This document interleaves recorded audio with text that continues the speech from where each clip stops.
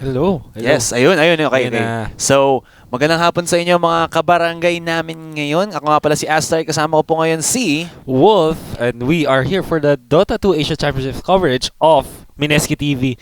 And nandito na tayo sa Game 2 of OG versus IG. Kanina napanood natin ang Invictus Gaming. Natalo sila, medyo pumalag. The game lasted for 53 minutes but it was OG proving to be clutch in the end. Napakaganda ng strategy ng Alchemist and that Vengeful Spirit Siege Engine. At yun ang nangyari for Game 1. Now, we're headed to Game 2 of this BO3 series. By the way, Asuray, whoever wins this series will secure their slot at the Grand Finals. So, the stakes are high in this. And Grand Finals will be happening... tomorrow. Tomorrow naman. Tomorrow na Grand Finals natin. So, yung mga kalaban nila will be the ones who win the next best of 3. Yep. Alright, just to clarify on this sa mga viewers natin. And we're starting the drafting phase. Yeah. Pretty standard for Invictus Gaming. Nakuha dalawa nilang sa mga favorite heroes, the Monkey King and the Lina. And OG naman, nakuha nilang dalawang signature heroes. This is very scary from OG. Napaganda opening. Earth Spirit, Visage. Let me talk about the Earth Spirit first. Siya yung syempre. Against Lina, you want this definitely because it zones out. Parang lagi niya nakakontrol yung mid lane lag every time nakakikilabas sila, of course. And then, easy ganks during the early phases of the game. And then now, Visage, all of a sudden, meron ka ng ganker, courtesy of the Earth Spirit, and then the other support will just go for the objectives. Visage is known to siege the towers with his familiars, and then provide a lot of minus armor and a lot of damage during almost all the phases of the game. Very good opening para sa dito sa OG, and now they get the Abaddons. Grabe, ang hirap. Napakaganda ng first 3 heroes dito for me ng Team OG. Yeah. So, how about naman dito sa Invictus Gaming? They have the Monkey King as well as yung Lina. Of course, we saw naman yung Lina from the other cast na sobrang, I think it was Evil Geniuses ata, si Sumail, no? Going on the Lina with the crit build and keeping Evil Geniuses afloat. Yeah, with the right-click damage, parang naging physical damage Lina. Yeah. That's usually what happens with Lina during the latter stages of the game.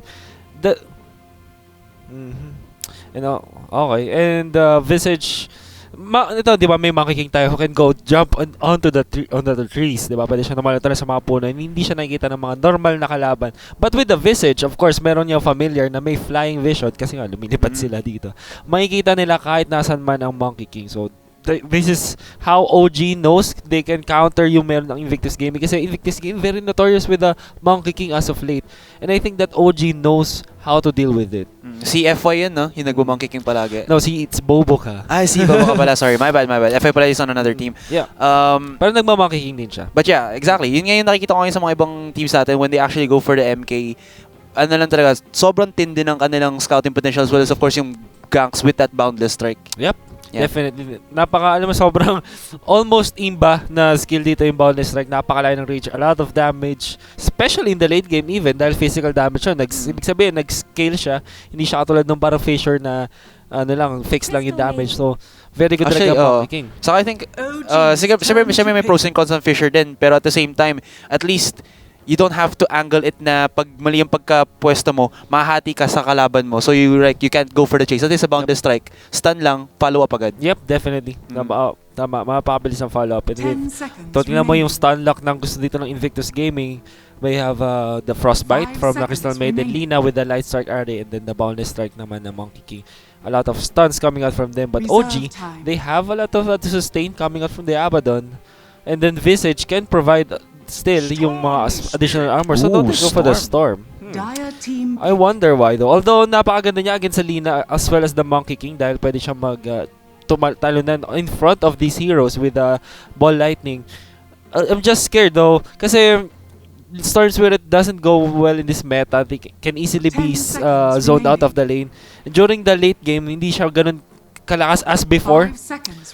And against sa Lina, kasi ito, meron na kagad dalawang stun ng Invictus Gaming. So this forces the Storm Spirit to have that BKB as parang napaka-importanting item para sa kanyan.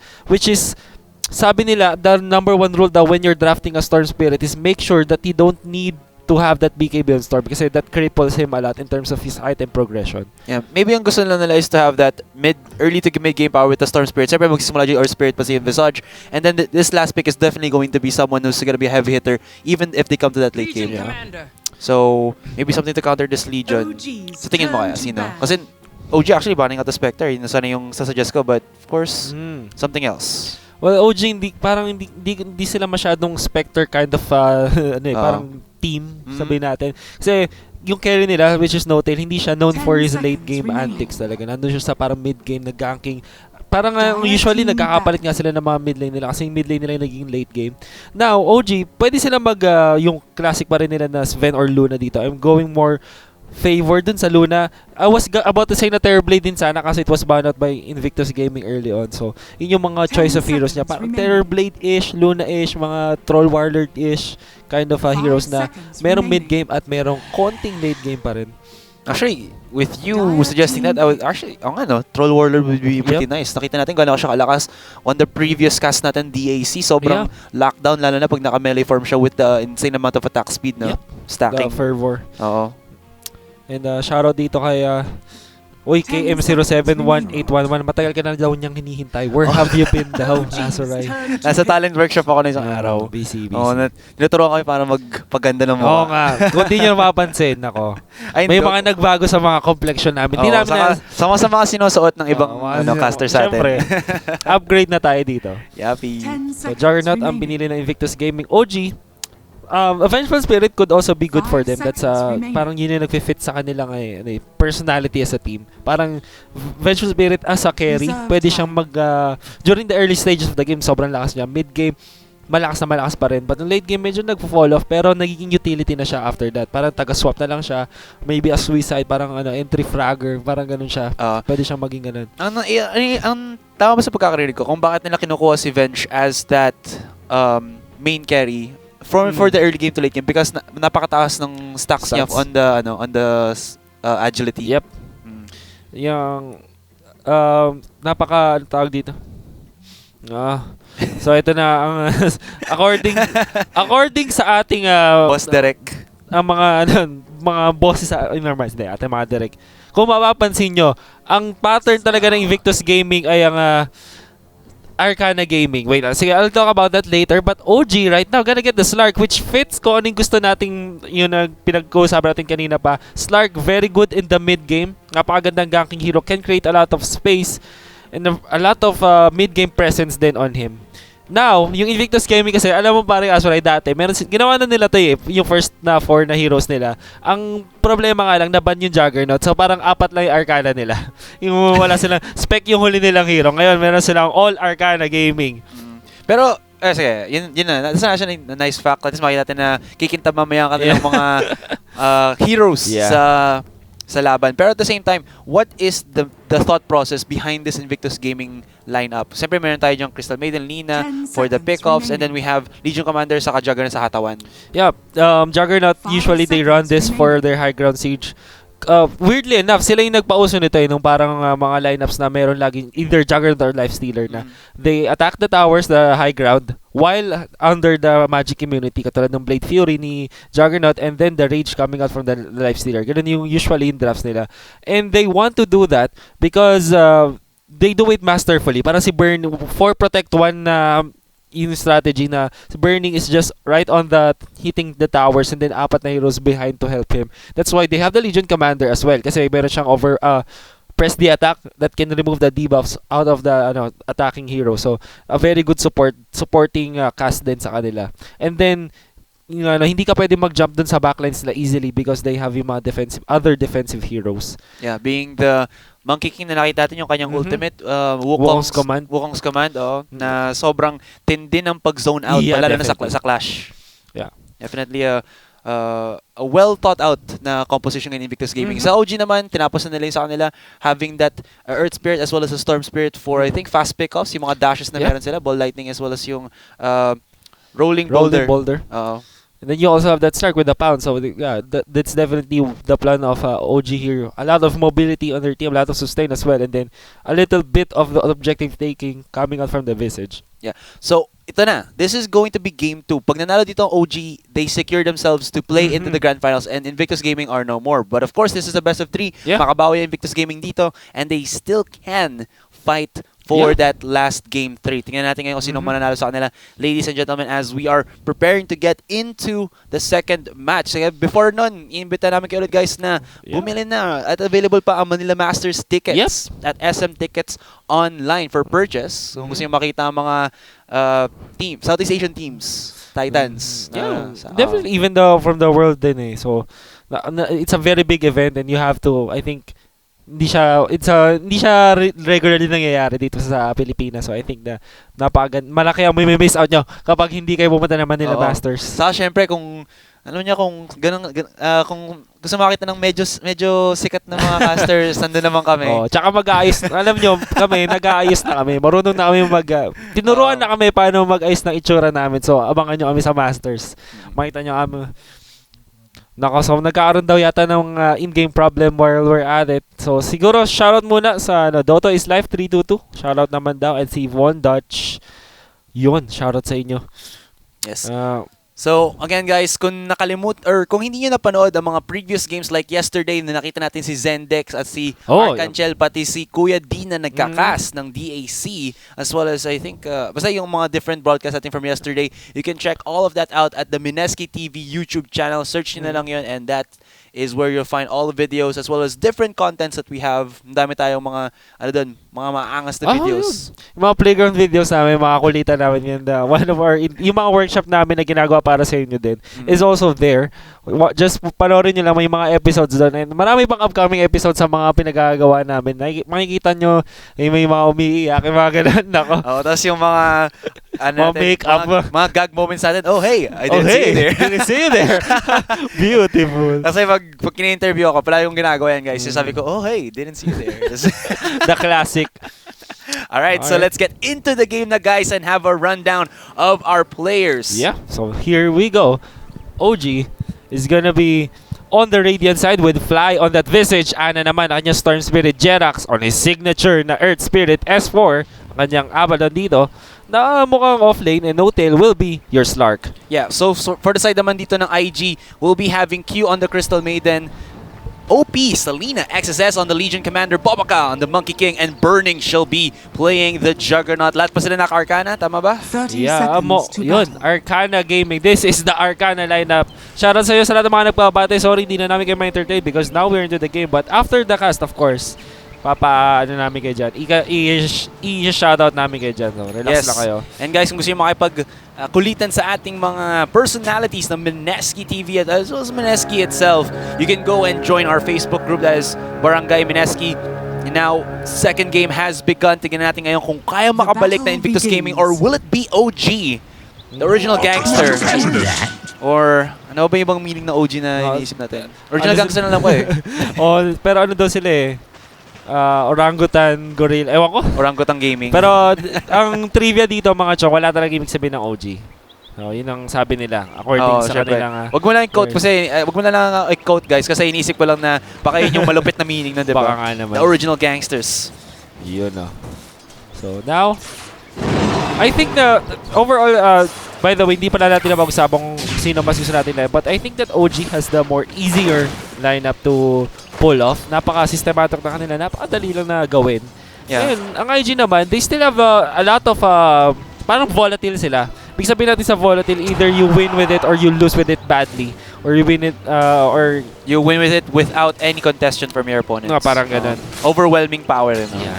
So, yun ang problema ngayon ng IG. Kailangan perfect na sila ngayon. Kasi nakita ko lang, ang dami ding safety ng OG dito eh. You have the zoning with the familiars of the Visage. Meron din syempre yung sa Earth Spirit. And kung medyo aggressive masyado, wait, hold that thought. XSS actually being commenced here by the members of OG. And now, they're just gonna TP out of this because there's not enough lockdown enough for OG. Wala naman talaga silang level 1 stun dito. Especially OG revealing that they first used that rolling boulder on that Earth Spirit. So wala silang stun. And the thing with Legion Commander, he can stay here in this lane na mas madali. And while we see Monkey King just transforming and right-click in this Abaddon.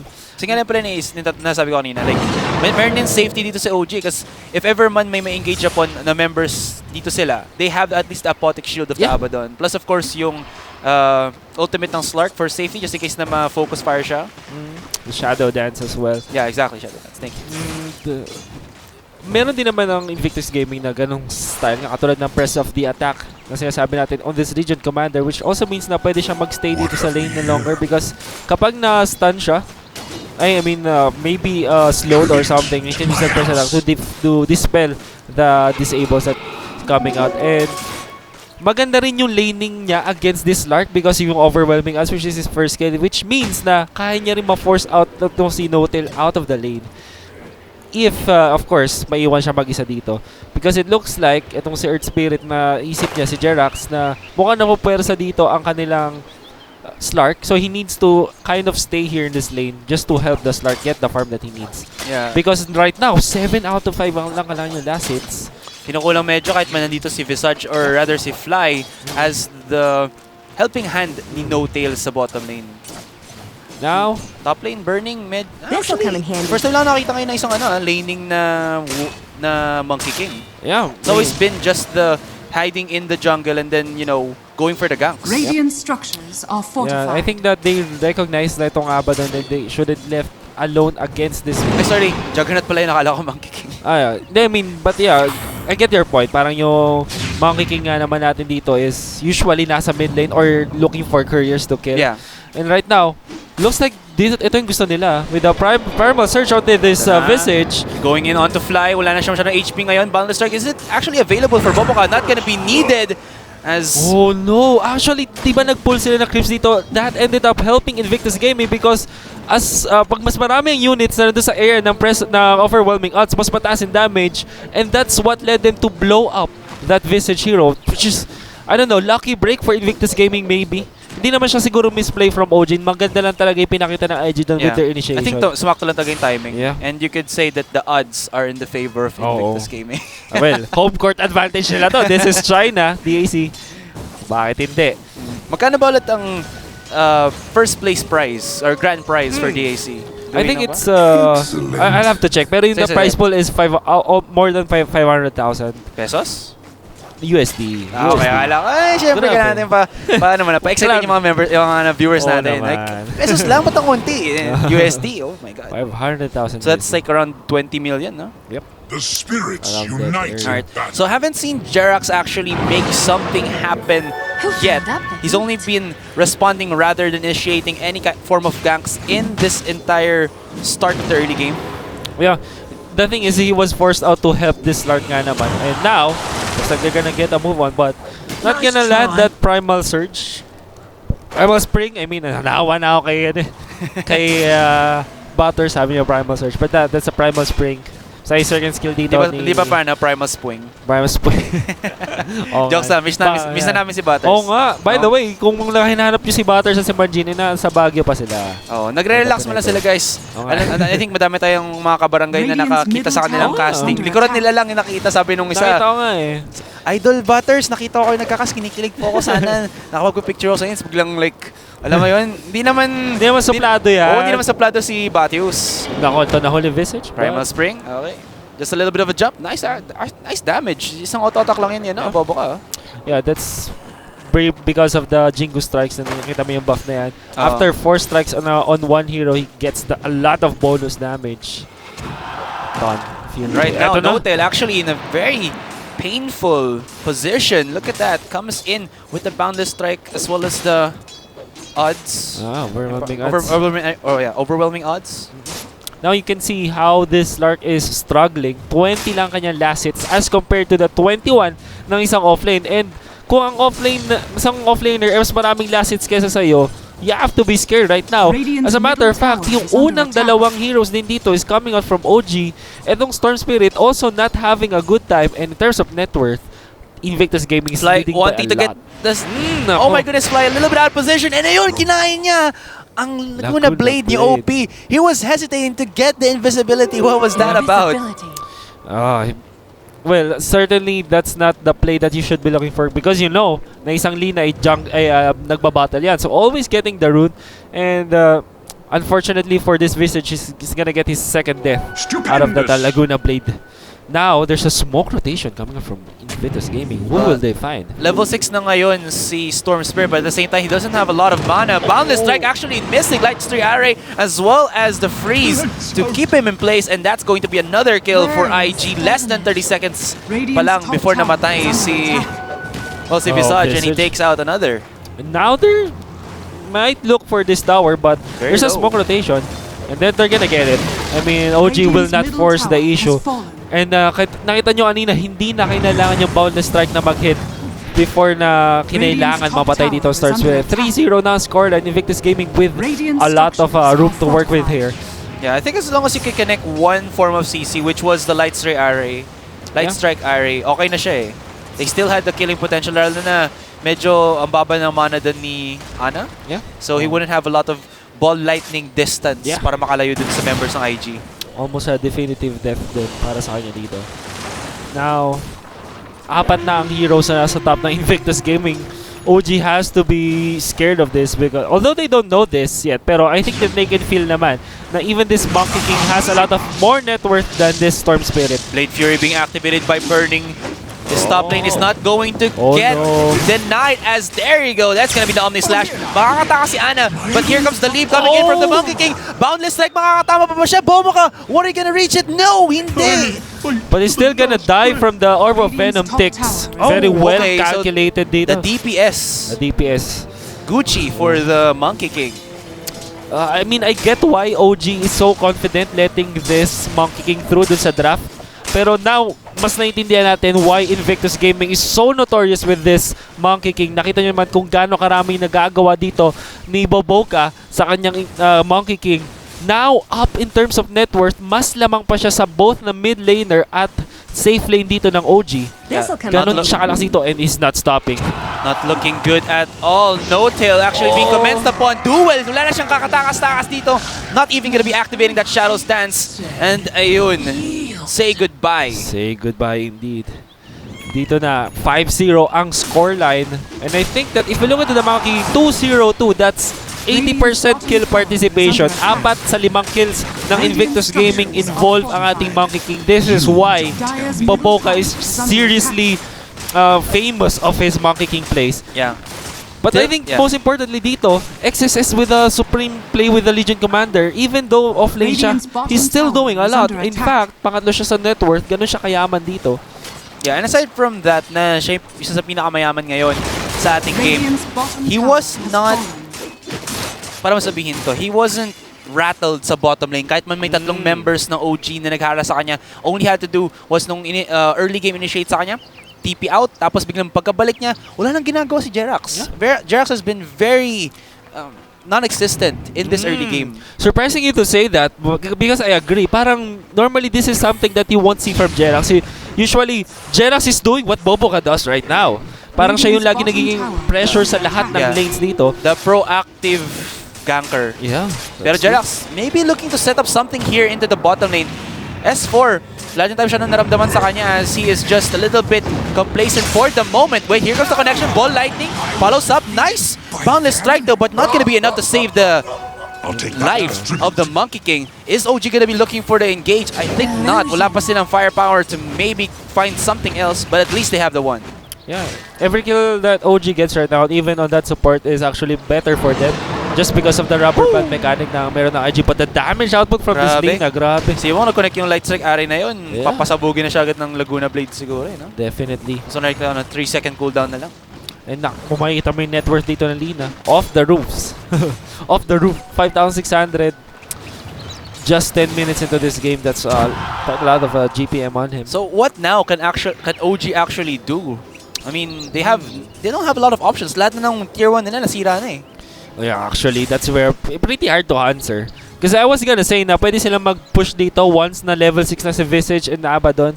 But even then, nakita nyo naman, wala pang ultimate ang pares na tong heroes na to. So, famine in terms of experience. In fact, 900 lang ang tingnan mo naman net worth dito ng ating Visage. That's just like 200 gold per minute dito, even less. And siguro yun na lang. Maybe they can find a push somewhere here, but if IG keeps the pressure like this, hindi makakuha ng levels ang OG.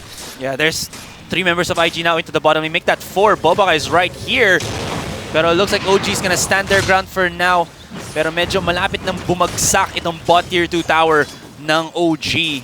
Is there a dagger for this XSS? That could be a huge startup for them, or maybe not. No need actually. Just a boundless strike, or even the CC frostbite of the CM would actually be enough to get a catch off onto OG real quick.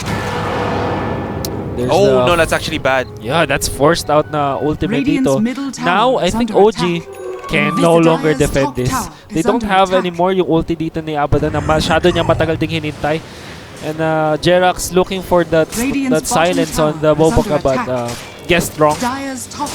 Into the top lane, No-Tail is actually trying to free farm for as long as he can. So OG here, I think he's just showing a presence into the bottom lane, pero not really planning to do, the fight, to take the fight on. Hello sa inyong lahat. Habang mga nagpa-fire pa dito mga heroes, ang mga players natin. While there's a downtime, shoutout sa inyong lahat. Kay Jamer, syempre. At kay Mineski Wolf, I heart you na ko. Yun naman siya. Sino ba yan? Baka ikaw lang yan na ay, nakita ko nag-chat ka ngayon. Ano nga yung account? Shoutout sa Jokes lang. Thanks for the support always. It always keeps us wanting to cast more yung mga supporters natin. Maraming salamat sa inyo. What is this? Ba't parang humahataw siya ng walang animation? It's a classic na bug dito sa ating Dota 2. Minsan talaga nagaganyan. Lalo na mag-Arcana. And especially with Monkey King kasi lagi siya nagtatransform. He's riding on a banana. Yeah. It's like a ward. Pag lagi kasi nag-change form siya dito, yun ang nangyayari. Now, they have the Blink Dagger up on that Legion Commander. This is more problems created for OG because even though meron silang Shadow Dance sa kanilang Slark, No-Tail, they can easily jump on him. Yes. Boss Derek, pwede pa check na ng lahat ng items para makita na natin kung saan ang standing ng IG against OG right here. Yeah. Radiant's top tower is under attack. Ay, mamaya. Meanwhile, while we're waiting for the all items, pakita, IG is going to be in the top lane, starting to siege this tower. And I don't think OG is even gonna contest it at all. The power of IG right now, 14-minute mark, is uncontestable for OG. The problem with OG, they don't have yung tinatawag natin na wave clear. Something like maybe yung parang Queen of Fame. Pero dito, nahuli nila si Lina, which is a big kill. That gives them 443 gold and a lot of net worth then. Although they're gonna lose their tier 2 tower, if you think about it, medyo worth it. Kaya lang ang Lina dito, because of the talents, the very talented Lina, buhay agad siya. Yeah, that would have been... I think that would have been better for OG if they could have translated them into the mid-tier 1. Yeah. So, kasi wala pa sila nababasag na tower ngayon Yun ang problema. And you have to remember guys, na aside sa gold na nakuha mo sa tower na babasag, it also allows you map control. Yep. Kasi syempre, yan ang isa sa sabihin natin, territory na kalaban yan pag may tower sila. Pag nawasak yan, you're having yourself some at least free reign on some of the parts of the map. Yeah, especially the mid lane towers, which allows you to kind of get more Roshan control din, which is also important. Whoever takes kung sino yung kaya pang buhay yung kanilang tier 1 tower dun sa mid lane and even the top lanes nila dito, makikita nyo yan yung usually nagtitake ng Roshan. Now, IG has a lot of map control right now. If you can see yung kanilang mga wards din dito, very offensive dito sa top lane ng Dar. Now, OG, medyo limited yung kanilang vision. Actually, hindi medyo. Talagang limited yung kanilang vision ngayon. They actually are not prepared for attacks dito ng IG because their wards are quite offensive, but they're not making plays out of it. A little bit out of position, gets spotted out, duel activated, and that's going to be about it. Lightstrike Array and Laguna Blade for good measure. That's going to be an easy pick off for the side of Invictus Gaming. And okay, I thought they actually found something else, but wala na. Yeah. This mid-tier 2 though, but wala silang wave, so maybe not yet. And that's what we are talking about, the map control. Map control, sana kung meron kayo nun, hindi kayo magagank ng ganun ng Invictus Gaming. Parang Invictus Gaming, they just walk easily, like a walk in the park. Pero dito, mahuli si Slark with a boundless strike, but no follow-up, so IG will just scare him off. And now, with only just one hero, that's just a support, made-defend nila tong bottom lane nila. Yeah, and you have to take note then that aside from maybe No-Tail out net worthing yung Monkey King, other members of OG cannot. Yeah. So mas mayaman pa siya kaysa sa Storm Spirit. Yeah, that's quite scary. Although of course yung OG hindi nila alam yan, but definitely they can feel it with how IG is playing. Yeah, with of this. course. Ramdaman na lang yan talaga, pero that's very true. Siyempre, I think based from experience, pag nararamdaman mo na medyo durog ka na ng isang support lang, alam mo na kahit yung carry hindi mo kayang palagan. Definitely. Yun eh. Ana, this is why Storm Spirit is hindi na famous ngayon because he struggles to come from behind. Na if yung lane niya hindi gumanda, is syempre hindi siya makakuha ng items. He needs that Bloodstone mga 16 minutes into this game. Yun yung standard na kailangan ng timing dito ng Storm Spirit na ma-hit. Definitely not reach it yet. As a matter of fact, if you think, parang nasa, almost double the net worth niya kalaban niya dito. So now we're gonna be starting to actually siege this mid-tier 2. There's a lot of members of IG right here, but again, not a lot of contest for OG. They know that they can't really do anything. I mean, if S4, the possible tankiest hero dito ng OG, gets popped and activates his borrowed time in like 1 second, ano pa ba ang magagawa ng ibang members ng OG? Oh, Very but good nice save. deny though. Nice deny. Yeah. Good. At least that's gonna stop the immense income or immense gold gain na nakukuha ngayon ng Invictus Gaming. Oh, over 10,000 na. It's over 10,000 indeed. Now they're gonna catch the Storm Spirit. No more mana. He's over the wall though. Oh, luckily for him, meron galong mechanic ang isang Storm Spirit na pwede kang mag-lightning bolt and then instantly use your TP para mid-air ka nagti-TP. Oo. Which is quite a handy tool. Siyempre medyo safety na lang yun, but at the same time, siyempre, it's still a marker na wala pa rin kayang palagay ngayon na OG. Yeah. So, Boss Derek, pwede pa check lang ng all items. Can we see the items? Because I want to actually check the items of this Slark, if we can. At mukhang Oh, sige, okay lang. okay lang yan. Mamaya. So, Monkey King looks like ay kukunin niya ang Shadow Blade, ang kanyang item pickup dito. Which means that he can sneak on the backlines and then land a quick stun on many important heroes. Like for example, itong Storm Spirit. And then this Legion Commander can easily blink in and land that duel on that Slark. Or even the Storm Spirit. True that. Ayun. So, at least Notel's getting some items now. He has the Shadow Blade. So he does have some invisibility, maybe even ganking potential if they can find a good juicy target from from IG. I agree. Maybe he can kill the Lina or Crystal Maiden. Actually, Lina not so much. Yeah, because of the Bloodstone then. Bloodstone, that's 155 1,500 na HP as well as the Shadow Blade. Now they know this. Okay, they don't have the dust yet, so they don't know. Luckily for Notel, he's gonna pop the smoke. That's very important information na nakuha niya. And that would stop Invictus Gaming. Pero ito, naku, Storm Spirit getting caught by the duel. Makakatakas ba siya dito sa duel? Yes, Lightning Bolt out. Does have some mana to keep dashing away. But at the same time, IG is trying to re-engage and look for a little bit more there. Kahit na nag-flank na dun si Monkey King. Still, nakakatakas sa OG ngayon, which I think is a silver lining ngayon sa kanila. Invictus Gaming are lacking damage kasi pa-isa-isa lang kasi ngayon nakikipaglaban. So maybe that's the slight opening na pwedeng gamitin ng OG para makabalik. And what do you know? Meron ng Blink Dagger ngayon ng ating tropang Earth Spirit. Let's see if we can do anything with this pickup on him. Blink Dagger. Earth Spirit with a Blink Dagger maybe can do some damage on Invictus Gaming as well as silence to land those silences on crucial targets. Ang problema nga lang, kailangan OG dito, hindi sila yung nauuna sa fights. IG has the better initiation. Of course, coming out of the Legion Commanders, mas maganda yung kanilang pang-una dito, pang-start ng fight. And the Earth Spirit might be in deep waters, deep trouble kapag siya yung nauna dito sa mga engagements. Although, he can always use that Blink Dagger as a counter-initiation tool.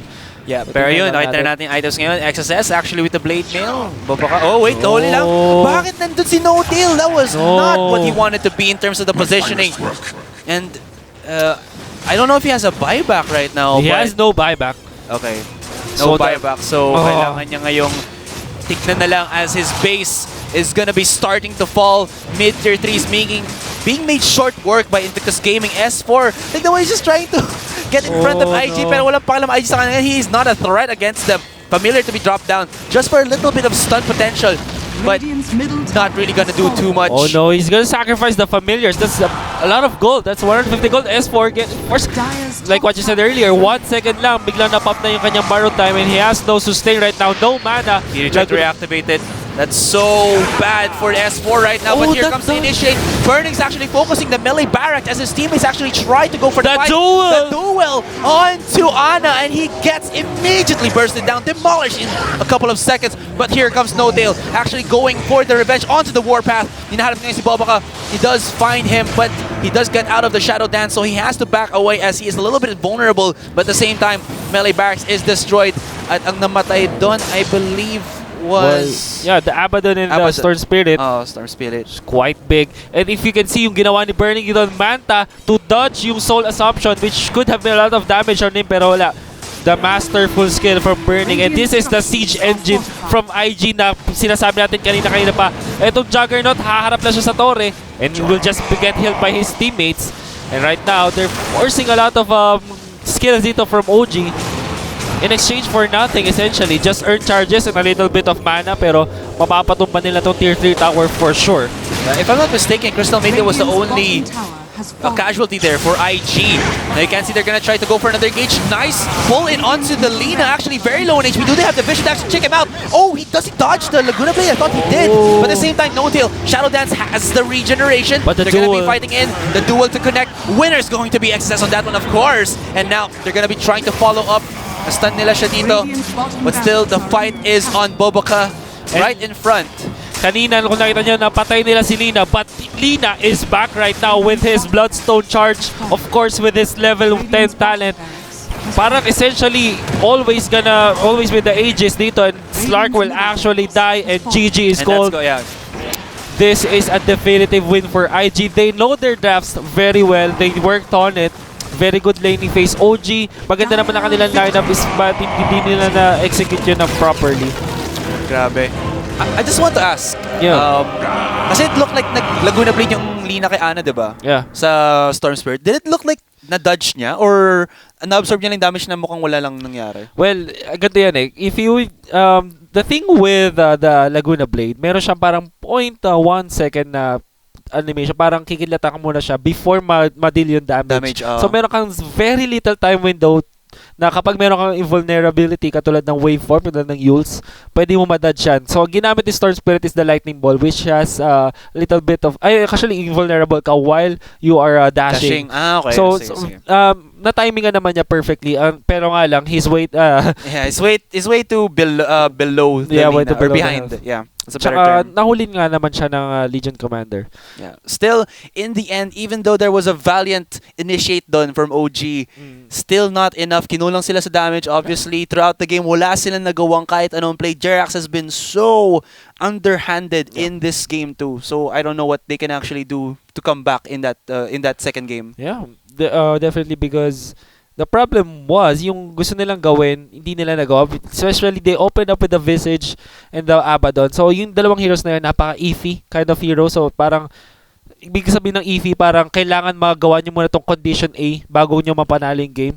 So, sobrang dependent niya na manalo yung lanes nila, makakuha ng level yung Abaddon and yung Visage. At hindi nila nagawa yun. Well, that's mainly because yung ginawa din ng Invictus Gaming is also marvelous, because yung mga rotations nga naman itong si Monkey King. Oh, sobrang out of this world, or, mystical ng kanyang rotations. Yeah. But, let's just see if OG will actually allow IG to get that Monkey King again for Bobo. Kasi if they do, I think they're gonna be in a heap of a trouble. That's sobrang lakas ngayon ng momentum ni Boboka as the Monkey King. Definitely just ban it out. Kasi yesterday sinabi na natin, why not just ban out Earth Spirit? He's such a good player. He's such a good hero for this player. Yeah. Why not just ban it out? Yeah, tama ka naman, para Yasurai. So, let's see. There's still gonna be game 3. So, relax lang. Kasi may mga nagtatanong din naman, meron po bang next game? Yes, 1-1 ang scoreline dito. Again, kung sino mananalo is mag-advance sa Grand Finals. And matatalo naman, di naman siguro masyadong masama, because they will go down to the losers bracket finals lang naman. Pero still, a spot at the Grand Finals, that's what you're aiming for. So, definitely. Mineski TV is gonna be back with IG versus OG game 3 dito. I am Wolf. And of course, I'm Asarai. Yun. Yeah. One hell of a beast. And the other beast. Nako. Beautiful. Yeah, so we'll be back after a few short breaks.